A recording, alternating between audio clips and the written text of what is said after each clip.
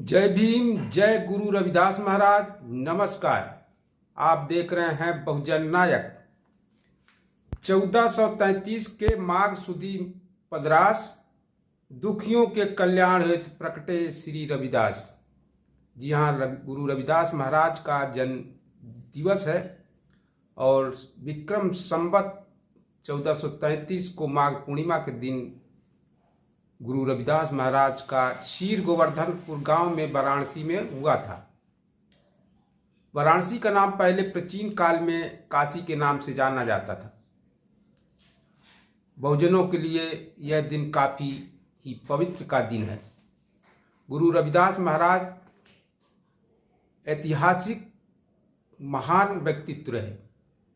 उन्होंने अपने वाणी और विचारों से समाज को काफी प्रभावित किया।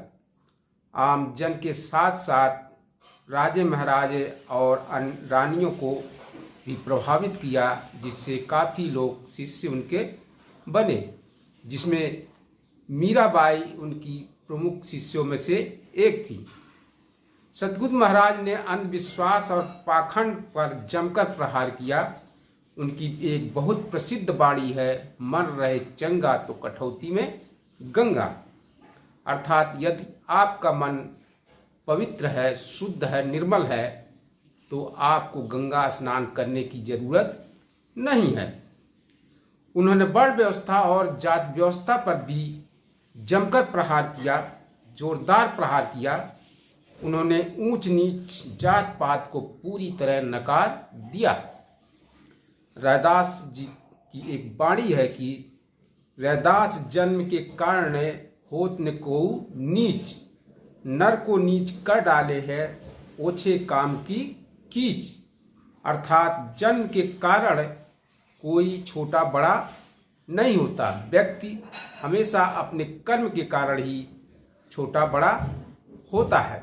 संत रविदास जी मानव में विभेद का कारण जात को भी मानते हैं। उनका कहना है कि जब तक जात है तब तक मनुष्य में मानवता नहीं आ सकती है, क्योंकि एक व्यक्ति दूसरे व्यक्ति को जाति के ही दृष्टि से देखता है और उसे ऊंच नीच की दृष्टि से ही देखता है। संत रविदास गुरु महाराज ने उन्होंने एक वाणी के द्वारा कहा है कि जात जात के फेर में उलझ रहे सब लोग, मनुष्यता को खात है रैदास जात का रोग।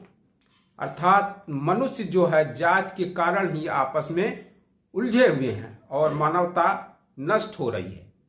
उन्होंने ये भी कहा कि जात के कारण भाईचारा नहीं है, अन्याय अत्याचार हो रहा है, ये सब केवल जात के कारण ही हो रहा है। उनका कहना है जाति पर ही एक और उनका वाणी है, जात जात में जात है जय केरन के पात, रैदास न मानुष जुड़ चुके जब तक जाति न जात। यानी जाति जो है केले के पत्ते की तरह, जैसे केले का तना को जब उसको छीला जाता है तो उसमें पत्ते ही पत्ते नजर आते हैं, उसी तरह जातियों में भी जाति है और इसी जाति के कारण लोग आपस में जुड़ नहीं पा रहे हैं, भाईचारा नहीं है इनमें। इसका मुख्य कारण है। संत रविदास जी अपनी वाणी के द्वारा बहुत से लोगों को प्रभावित किए और बहुत सी उन्होंने ऐसी बातें कही हैं जिसमें शिक्षा ज्ञान के बारे में भी उन्होंने बहुत ही लोगों को बताया है। उन्होंने कहा है कि गुणवत्तापूर्ण शिक्षा जो है प्राप्त जब तक आप नहीं करते हैं तब तक आपको सम्मान नहीं मिलेगा। उन्होंने कहा है कि सिद्ध विद्या को पढ़े प्राप्त करे सद्ज्ञान, रविदास कहे बिन विद्या नर को ना जान अजान। यानी जब तक आप अच्छी शिक्षा प्राप्त नहीं करते हैं तब तक आपको कोई पहचानेगा नहीं। गुरु रविदास महाराज कार्ल मार्क्स से पहले ही समाजवाद का विचार प्रतिपादित कर चुके थे। उन्होंने कहा कि अपनी वाणी में कि ऐसा चाहूं राज में जहां मिले सबन को अन्न, छोट बड़ो सब सम बसे रविदास रहे प्रसन्न। यानी राज व्यवस्था ऐसी होनी चाहिए जहां सबको लोग बराबर हों, कोई भूखा न हो, सब लोग समानता के साथ रहें और बंधुत्व के साथ रहें। उनका कहना था कि सभी लोगों को श्रम करके अपनी जीविका चलानी चाहिए, क्योंकि वह श्रमण संस्कृति में ही विश्वास करते थे। उनकी एक प्रसिद्ध वाणी है, रविदास श्रम कर खाइए, जौलो पार बसाए, नेक कमाई जो करे कबहू न निष्फल जाए। संत रविदास जी के जीवन में एक बहुत महत्वपूर्ण घटना घटी, जिसके कारण उनकी महानता और ज्ञान पर मुहर लगती है। संत रविदास जी की बढ़ती लोकप्रियता और उनके बढ़ते अनुयायियों के कारण काशी के ब्राह्मणों ने उनसे ईर्ष्या करने लगे। सद्गुरु महाराज अंधविश्वास आडंबर पर प्रहार कर रहे थे, जिससे लोग पंडा पुजारियों को से विमुख हो रहे थे। ऐसे में काशी के ब्राह्मण उन्हें अपमानित करने के लिए मौका ढूंढने लगे थे। उन्होंने रविदास जी के सामने शास्त्रार्थ करने की चुनौती रखी। काशी नरेश के सामने सद्गुरु महाराज के ज्ञान का और ब्राह्मणों के महाविद्वान होने का सार्थक हुआ, जिसमें सद्गुरु महाराज की जीत हुई।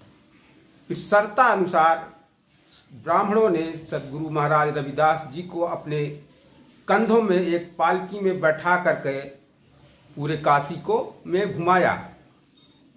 इसके बाद संत गुरु रविदास जी जो हैं गुलामी को भी पाप मानते थे।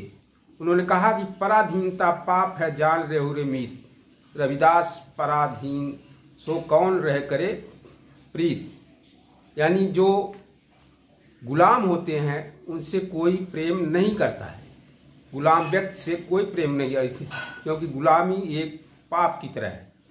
सद्गुरु महाराज जी एक ऐसे शहर या देश की परिकल्पना किए थे जहाँ पर कोई दुखी ना हो, ऊंच नीच का भेदभाव ना हो, गरीब अमीर ना हो, सब समान हो, और छुआछूत का भेद ना हो, बंधुत्व हो, भाईचारा हो। ऐसा वह था बेगमपुरा, जहाँ सभी लोग भाईचारे के साथ रह सके